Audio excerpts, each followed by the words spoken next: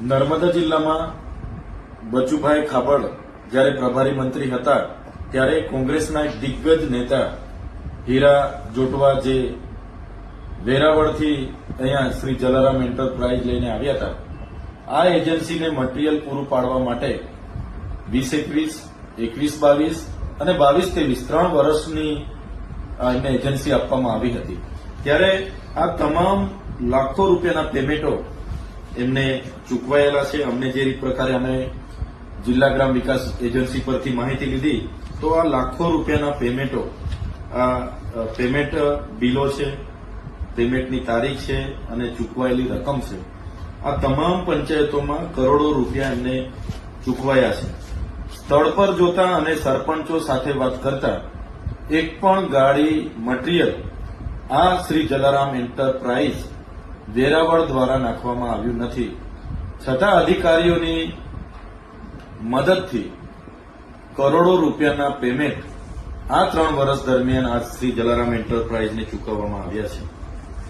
ત્યારે અગાઉ અમે પોલીસ અધિક્ષકને એક ફરિયાદ પણ આપી હતી અને સાથે સાથે અમે એક આવેદન પત્ર પણ આપ્યું હતું।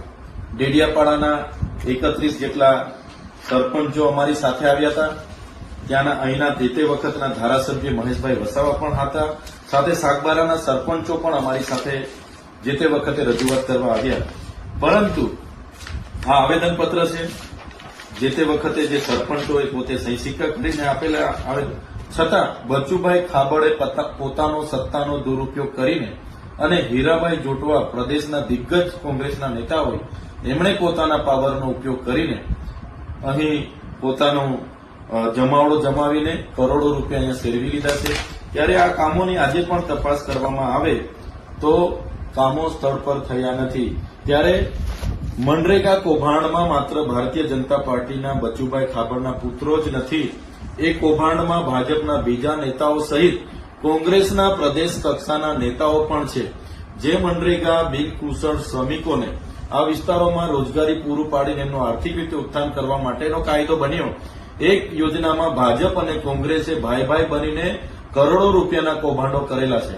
આ હીરા જોટવા પ્રદેશ કક્ષાના કોંગ્રેસના દિગ્ગજ નેતાએ ભરૂચ, નર્મદા, છોટાઉદેપુર, દાહોદ સહિતની તમામ વિસ્તારોમાં પોતાના અલગ અલગ નામની એજન્સીઓ રાખીને કરોડો રૂપિયા પોતે ઘરે બેસીને ખંખેરી લીધા છે અને આજે આખી કોંગ્રેસ પાર્ટી ચલાવી રહ્યા છે। ત્યારે સરકારશ્રીને અમે વિનંતી, આ એમની જલારામ એન્ટરપ્રાઇઝ છે, કોઈ પણ જાતની રોયલ્ટી, જીએસટી વગર બિલો મૂકીને કોઈ પણ જાતની રોયલ્ટી કે જીએસટી ભર્યા વગર કોઈ પણ જાતની એક પણ ગાડી મટીરીયલ નાખ્યા વગર દર વર્ષે 250 થી 300 કરોડ રૂપિયાનું અહીંયા કૌભાંડ એમણે કરેલું છે। સરકાર આમાં ગંભીરતાથી આ શ્રી જલારામ એન્ટરપ્રાઇઝની તપાસ કરાવે અને જે પણ કામો નથી થયા એ તમામ કામો બદલ એ રિકવરી કરાવે અને એમના પર કડકમાં કડક કાયદેસરની કાર્યવાહી થાય એવી અમારી માંગણી છે। અગર સરકાર આમ નહીં કરશે તો આવનારા દિવસોમાં આદિવાસી વિસ્તારના તમામ જિલ્લાઓમાં બધા જ લોકોને સાથે રાખીને સ્થળ પર જઈને, ગ્રાઉન્ડ પર જઈને આ લોકો સામે કડકમાં કડક કાર્યવાહીની માંગ સાથેના આંદોલનો અમે કરીશું। આજે મળેલી માહિતીના આધારે અમે સ્થળ તપાસ કરી, ત્યાંના લોકોને પૂછ્યા, કોઈ જગ્યાએ આ એજન્સી દ્વારા મટીરીયલ નાખ્યું નથી, છતાં અધિકારીઓ અને બીજા નેતાઓના ઇશારે કરોડો રૂપિયાના પેમેન્ટ થયા છે, જેની તટસ્થ તપાસ થાય એવી અમારી માંગણી છે।